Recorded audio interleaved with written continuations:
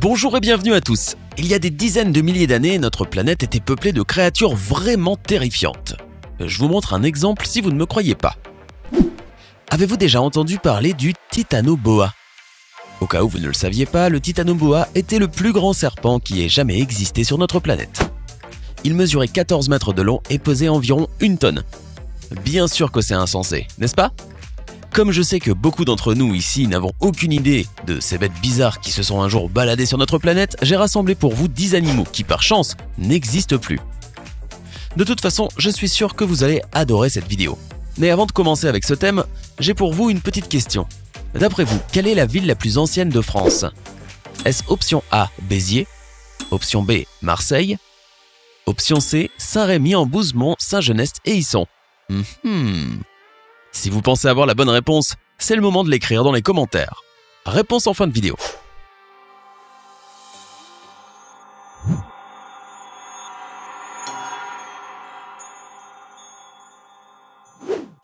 Ce que vous venez de voir, c'est un mosasaure. L'un des prédateurs les plus redoutables et les plus dangereux ayant vécu sur la planète, non seulement à cause de sa taille, il mesurait environ 18 mètres, mais aussi parce qu'il avait un appétit comme nul autre. Il est si grand, n'est-ce pas? Heureusement pour nous les humains, le mosasaure a vécu il y a 70 millions d'années pendant le Crétacé, ce qui signifie qu'il n'existe plus. Les experts en la matière indiquent qu'il aimait vivre près de la surface des océans et se nourrissait de petits poissons, de tortues de mer, de mosasaures plus petits et de plésiosaures, entre autres bien sûr. On sait qu'ils vivaient dans les eaux les plus proches de l'Europe de l'Ouest, de l'Amérique du Nord, de l'Amérique du Sud et de l'Antarctique. Vu leur très grande taille, leur voracité et le fait qu'ils vivaient dans quasiment tous les océans du monde, le mosasaure fait partie de ces animaux qui, heureusement, n'existent plus. Ne pensez-vous pas?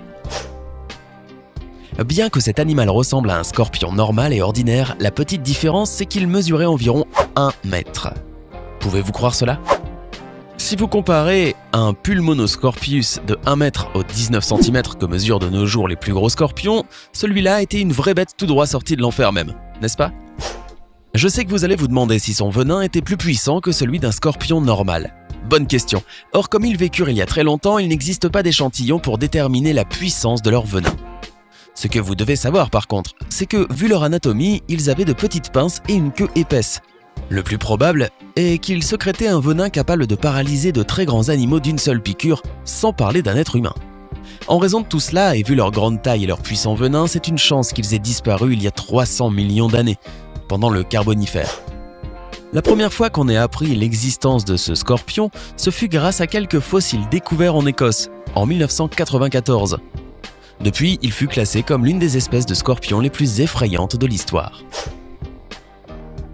Le Gigantopithèque était une énorme créature qui vécut dans les forêts de l'Asie il y a plus de 100 000 ans, pendant une petite partie du Quaternaire.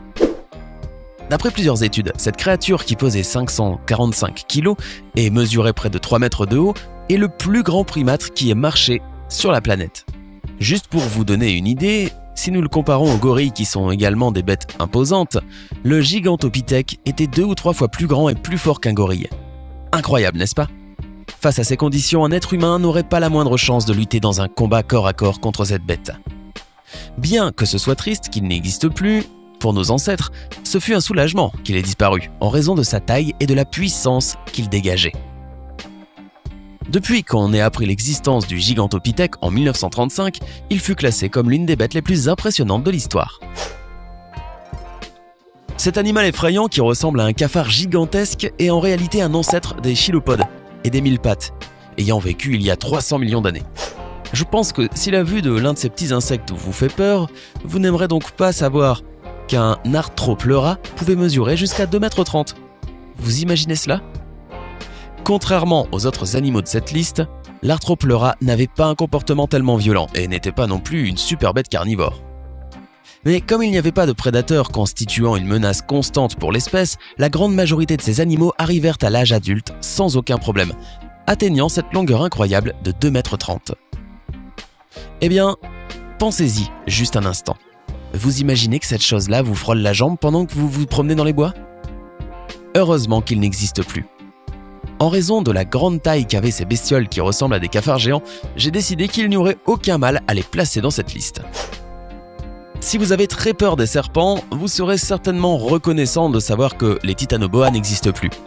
Il s'agit essentiellement du plus grand serpent de toute l'histoire. Il mesurait 13 ou 14 mètres et pouvait peser environ 1,13 tonnes à l'âge adulte. Si on le compare au plus grand serpent qui existe aujourd'hui, le Titanoboa était 2 ou 3 fois plus grand et 7 fois plus lourd. Vous imaginez cela? Pour être aussi gigantesque, on sait que son régime alimentaire était composé de crocodiles et d'énormes tortues. Il attrapait ses proies en les étranglant et les mangeait en entier comme si de rien n'était. Non seulement cela vous donne une idée de la taille énorme de ce serpent, mais vous pouvez être reconnaissant de ne pas avoir vécu à cette époque si effrayante. D'après plusieurs experts, le Titanoboa vivait dans une grande partie de l'Amérique du Sud. Plus que tout dans les forêts tropicales de la Colombie, il y a quelques 58 millions d'années plus ou moins durant une petite partie du Paléogène. Depuis que ces restes ont été découverts pour la première fois en 2004, le Titanoboa est considéré comme le serpent le plus troublant qui ait rampé sur notre planète. Intéressant, non? Le mégalodon est l'un des animaux préhistoriques les plus redoutables qu'on ait connus. Rien qu'à voir la taille de l'une de ses dents, vous allez comprendre pourquoi il est considéré comme l'un des plus grands super-prédateurs de l'histoire. Bien qu'il y ait des personnes qui pensent qu'il doit encore y avoir un spécimen vivant dans l'océan, on sait que les mégalodons ont vécu sur notre planète il y a plusieurs millions d'années, durant le Cénozoïque. Et de nos jours, il n'y a aucune preuve qu'ils soient toujours en vie. Mais laissons de côté cette histoire. Vous devez savoir que les mégalodons étaient d'énormes bêtes qui mesuraient environ 18 mètres de long. Leur morsure était 10 fois plus puissante que celle d'un requin blanc adulte. Vous imaginez cela? Saviez-vous que son alimentation était constituée de baleines, de dauphins et de tortues de mer géantes? C'est terrifiant, n'est-ce pas? En raison de sa grande taille, de la puissance de sa morsure et du fait que c'était un excellent chasseur, le mégalodon est considéré comme l'un des vertébrés les plus puissants de toute l'histoire.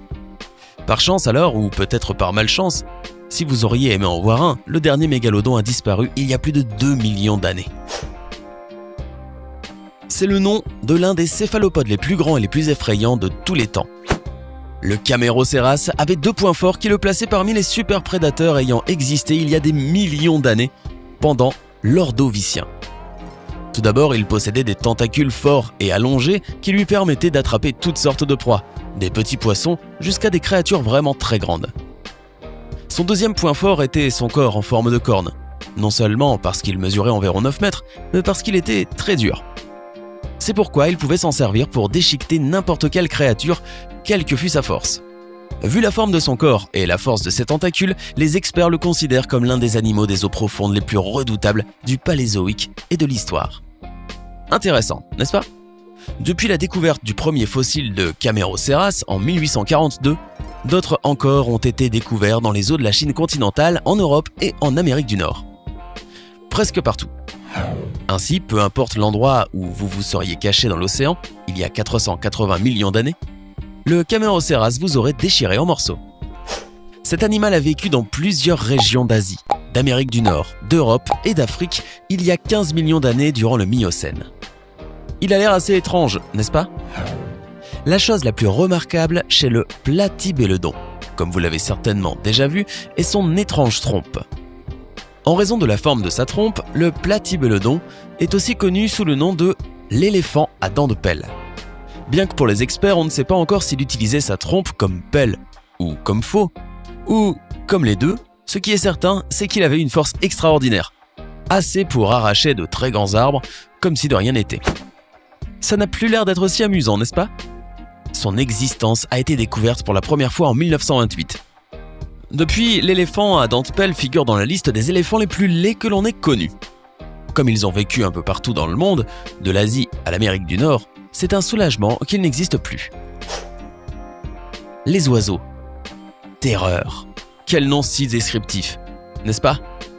Les scientifiques les connaissent sous ce nom car il s'agissait de très grands oiseaux mesurant jusqu'à 3 mètres de haut et dotés de propriétés physiques qui les transformaient en de véritables machines à tuer. Bien qu'ils ne pouvaient pas voler en raison de leur grande taille, leurs longues pattes leur permettaient de courir très vite pour attraper leur proie.